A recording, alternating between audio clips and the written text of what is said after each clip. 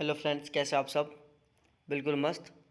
तो अब हम आज डिस्कस करेंगे नेट जेआरएफ का फर्स्ट पेपर का जो फर्स्ट पेपर का मॉडल पेपर है उसका सेकंड पार्ट। ठीक है।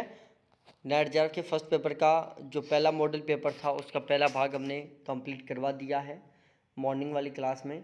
अब उसके जो बाकी के 25 क्वेश्चन बचे हुए हैं उनका डिस्कशन करेंगे अब हम जो इवनिंग वाली क्लास है इसमें। ठीक है। तो यदि आप चैनल पर नए हो, अभी तक आपने चैनल को सब्सक्राइब नहीं किया तो प्लीज़ एक बार ज़रूर चैनल को सब्सक्राइब कर लें। ठीक है। और वीडियो को लाइक करें, ढेर सारे कमेंट्स करें। ठीक है। जो भी समस्या वो आप मेरे साथ कमेंट करके शेयर कर सकते हो। और ध्यान रखना, यहाँ पर आपको टाइम मैनेजमेंट का ध्यान रखना है। ठीक है। क्या? टाइम मैनेजमेंट का ध्यान रखना है। टाइम को बिल्कुल अच्छी तरीके से फॉलो करो।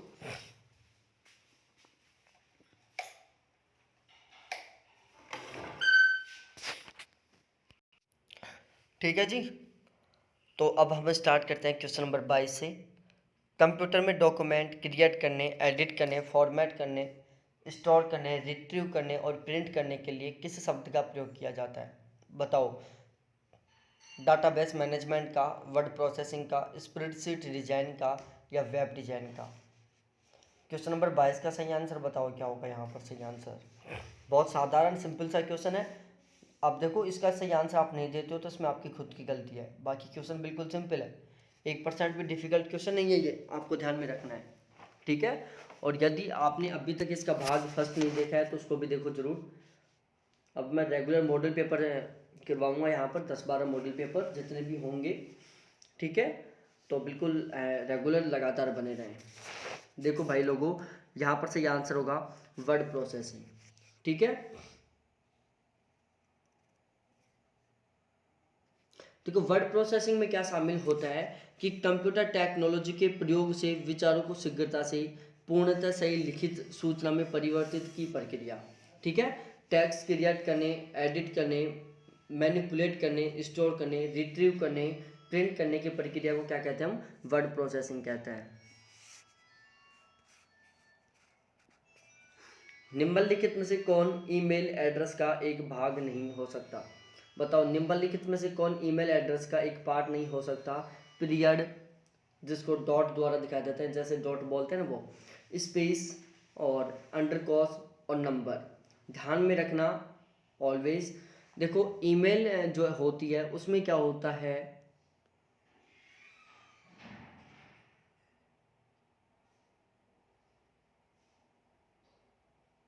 देखो जो ईमेल होती है उसमें हम क्या करते हैं, स्पेस का यूज नहीं करते हैं। आप कोई भी ईमेल आईडी बनाते हो तो उसमें आप कभी भी ट्राई करना, ईमेल आईडी में आप स्पेस नहीं लगा सकते। आप डॉट लगा सकते हो जिसको हम पीरियड बोलते हैं, अंडरकोस लगा सकते हो, इसके अलावा नंबर लगा सकते हो कोई भी, जैसे 1 2 3 4 5, कोई भी नंबर लगा सकते हो आप। ठीक है। देखो, दोबारा बता रहा हूँ मैं।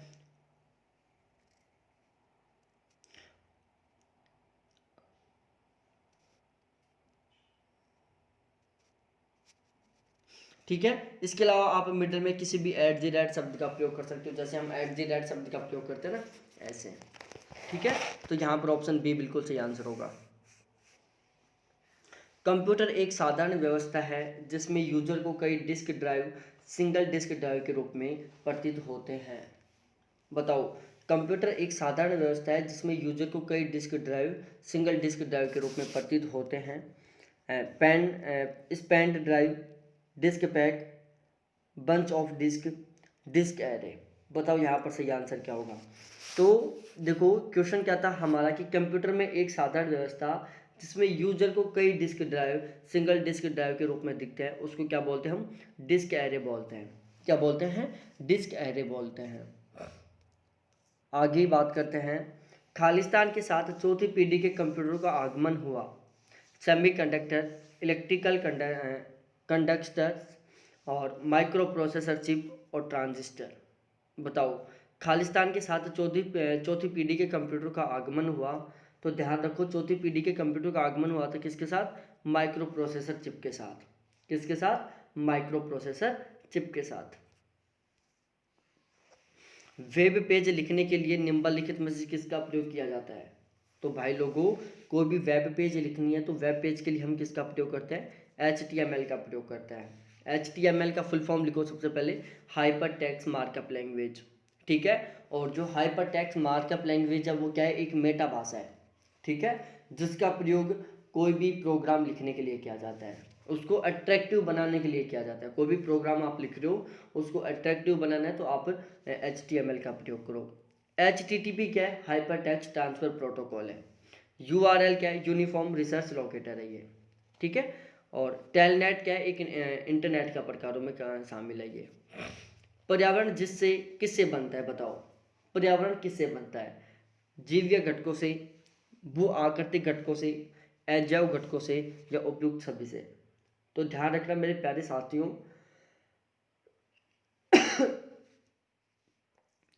पर्यावरण इन तीनों से मिलकर बना होता है, जीवीय घटक, अजीवीय घटक और भू आकृतिक घटकों से। भारत में पर्यावरण संरक्षण अधिनियम पारित हुआ 1981 में, 1986 में, 1995 में, 2000 में। देखो अभी तक आपने चैनल को सब्सक्राइब नहीं किया तो एक बार प्लीज़ चैनल को ज़रूर सब्सक्राइब करें और वीडियो को लाइक करें, ढेर सारे कमेंट्स करें और वीडियो को अपने सभी फ्रेंड्स के साथ शेयर भी करें, ठीक है। आपका अपना चैनल है, इसका रेस्पेक्ट करो आप। देखो भाई लोगों, भारत में पर्यावरण संरक्षण अधिनियम कब पारित हुआ था, 1986 में। हाँ, अगला क्वेश्चन, सरकार की बाघ परियोजना का उद्देश्य है बाघ की आदतों का अध्ययन, विभिन्न प्रजाति के संबंध में महत्वपूर्ण जानकारी एकत्र करना, भारतीय बाघों को समाप्त होने से बचाना। बताओ, क्वेश्चन नंबर 29 का सही आंसर दो। अरे भाई लोगों, इस क्वेश्चन का गलत आंसर दोगे तो फिर चल लिया काम। बाघ परियोजना का मुख्य उद्देश्य क्या है, भारतीय बाघों को समाप्त होने से बचाना। आगे बात करते हैं अगले क्वेश्चन पर। एक घास स्थलीय पारिस्थितिकी तंत्र की खाद्य श्रृंखला में विभिन्न घटकों का सही क्रम है। बताओ, एक घास स्थलीय पारिस्थितिकी तंत्र की खाद्य श्रृंखला में विभिन्न घटकों का सही क्रम है। घास, टिड्डा, मेंढक, सर्प, घास, टिड्डा, सर्प, मेंढक, टिड्डा, मेंढक, घास, सर्प, टिड्डा, सर्प, मेंढक और घास। क्वेश्चन नंबर 30 का आंसर ठोको भाई, क्यों होगा, क्या होगा यहाँ पर सही आंसर। तो देखो प्यारे प्यारे साथियों, क्वेश्चन नंबर 30 में सही आंसर होगा, घास को कौन खाता है, टिड्डा खाता है, टिड्डे को मेंढक खाता है, मेंढक को सांप खाता है, ठीक है। घास को कौन खा रहा है, टिड्डा, टिड्डे को कौन खा रहा है, मेंढक, मेंढक को कौन खा रहा है, सांप।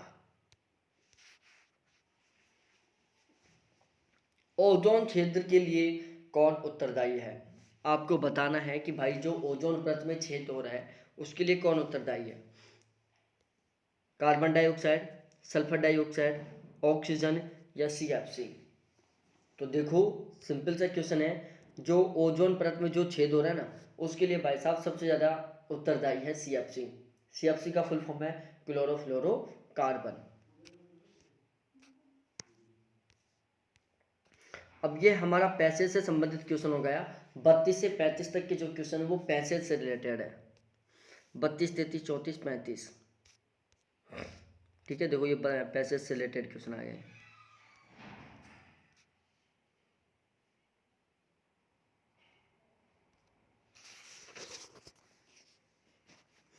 अगला क्वेश्चन है, national assessment and accreditation council के विषय में निम्नलिखित में से कौन सा कथन सही है।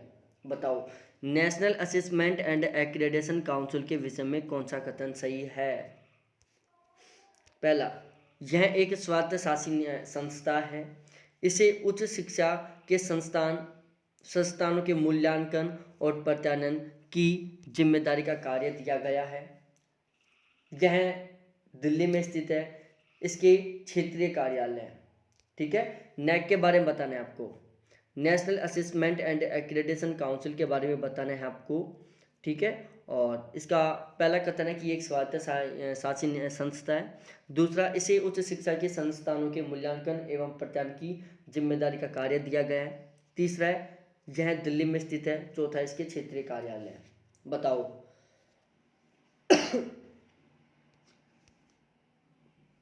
अरे भाई लोगों, 36 का आंसर मैं बताता हूँ क्या होगा।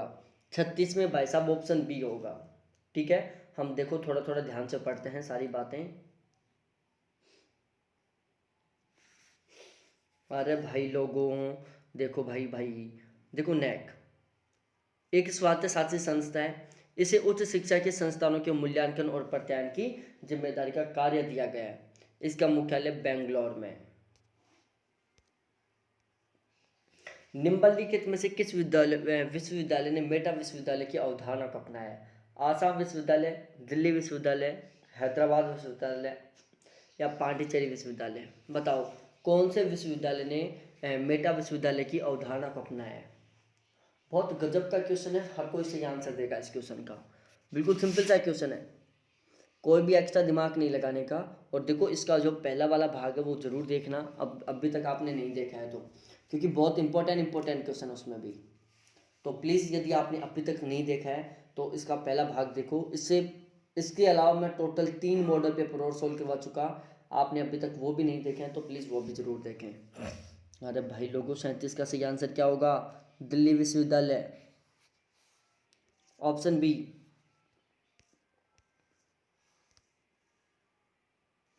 हाँ, निम्नलिखित 4 चित्रों में से कौन सा चित्र टेनिस खिलाड़ी, क्रिकेट खिलाड़ी व छात्रों के मध्य संबंध को सही सही दर्शाता है? छात्र, टेनिस खिलाड़ी और क्रिकेट खिलाड़ी, बताओ। देखो ये ऐसा क्वेश्चन है जिसको आप नॉर्मल बेस से भी समझ सकते हो, बिना देखे हुए भी इसका आंसर दे सकते हो, ठीक है।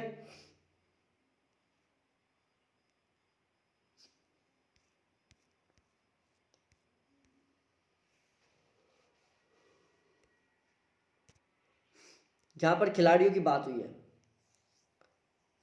ये क्या है? छात्र है, ये टेनिस खिलाड़ी है, ये क्रिकेट खिलाड़ी है, ठीक है।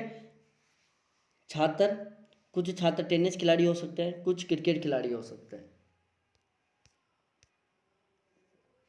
बताओ नीचे दिए गए विकल्पों में से लुप्त संख्या ज्ञात करो। 1, 8, 27।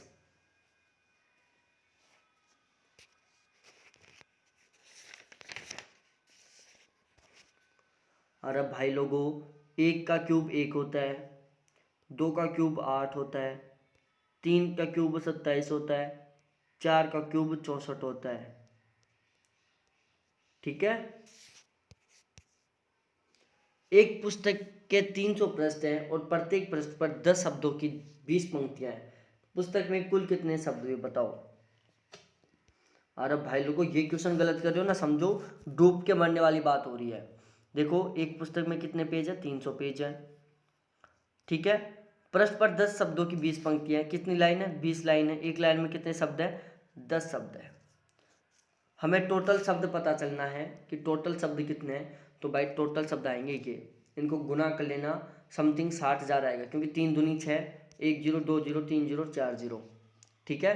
6 के पीछे 4 0 ठोक दो, वो हमारा सही आंसर होगा। दी गई श्रेणी में लुप्त संख्या ज्ञात करो। 10, 100, 200, 310।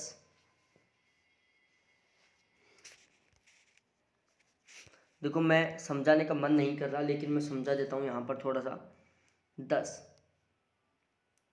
दोनों के बीच में 100 का अंतर, दोनों के बीच में 120 का अंतर, सॉरी, दोनों के बीच 90 का अंतर, दोनों के बीच 120 का अंतर, दोनों के बीच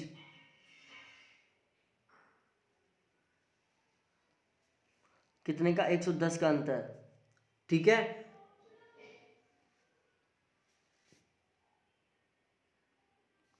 अब आगे का बताओ, यहाँ पर ये इस तरीके का अंतर आ रहा है। अब आपको आगे फॉलो करना है कि यहाँ पर आगे क्या करोगे आप। अगली संख्या बतानी है आपको कि यहाँ पर क्या आएगा। अब बताओ भाई यहाँ पर क्या आएगा, करो कोशिश, यहाँ पर क्या आएगा आपको खुद को बताना है। सॉरी सॉरी, यहाँ पर सोई है, यहाँ पर 90, यहाँ पर 100, यहाँ पर 110, डायरेक्टली यहाँ पर 120 हो जाएंगे। 310 में 120 जोड़ोगे तो कितने आएंगे? 430 आएंगे। थोड़ी सी मिस्टेक हो गई थी वहाँ से मेरे से। गलत पद ज्ञात करो। यहाँ पर गलत पद कौन सा है भाई, आपको बताना है कि गलत पद कौन सा है।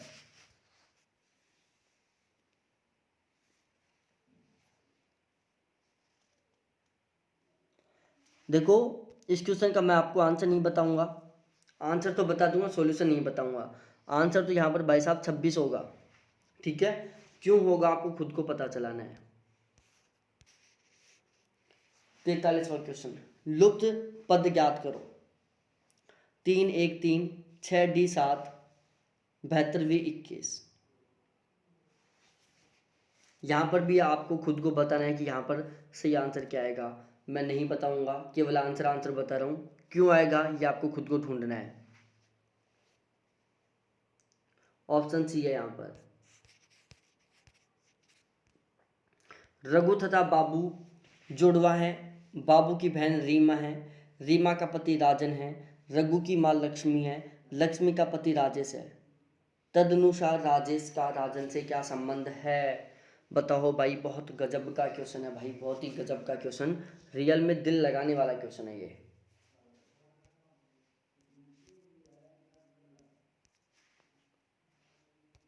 देखो, लिंक दे देता हूँ, डायग्राम से बनेगा, कैसे बनेगा क्या बनेगा आपको खुद को करना है सोल्व। इसका मैं आंसर बता देता हूँ। यहाँ पर ऑप्शन डी आएगा, ससुर आएगा। क्यों आएगा आपको खुद को बताना है। और आज का लास्ट क्वेश्चन है, फिर उसके बाद डी आ जाएगा ये। निम्नलिखित में से उसे चुनिए जो अन्य तीन से भिन्न है। यहाँ पर कौन सा है जो अन्य तीन से भिन्न है। तो भाई लोगों, यहाँ पर भिन्न कौन सा है, 28। क्योंकि 72 3 से विभाजित है, 81 3 से विभाजित है और 45 3 से विभाजित है। जो 28 है वो 3 से पूर्ण रूप से विभाजित नहीं है। ठीक है, तो आज के जो हमारे क्वेश्चन थे वो इसी के साथ होते हैं। यदि कोई डीआई सोल्व करना चाहता है तो डीआई सोल्व कर सकते हैं। इसके मैं आंसर बता देता हूँ यहीं पर ही कि किसका क्या आंसर होगा। क्वेश्चन नंबर 46 का सही आंसर होगा भाई साहब ऑप्शन बी। देखो, ऑप्शन बी 46 का होगा। 47 की बात की जाए 47 में सी होगा। 48 की बात की जाए तो 48 में बी होगा। 49 की बात की जाए तो 49 में सी होगा। और 50 की बात की जाए तो 50 में ए होगा। ठीक है, ये इसके आंसर होंगे। आप खुद इसका आंसर निकालना क्यों आएगा ये। ठीक है, आंसर की लिख लो एक बार। और इसके अलावा बात की जाए ये इसका सॉल्यूशन है, चाहो तो आप इसकी पीडीएफ ले सकते हो। ठीक है, ये इसका सॉल्यूशन है, चाहो तो आप पीडीएफ ले सकते हो। पीडीएफ चार्ज आपको भी पता है, बिल्कुल नाम मात्र, ओनली 50 रुपीज़। मैं चार्ज वो रखता हूँ जो हर कोई पे कर पाए। ठीक है, और इसका फर्स्ट पार्ट आपने नहीं देखा तो उसको देखो, और आगे रेगुलर ऐसे मॉडल पेपर देखना चाहते हो तो चैनल को जरूर सब्सक्राइब करो। थैंक्स देखने के लिए, बाय।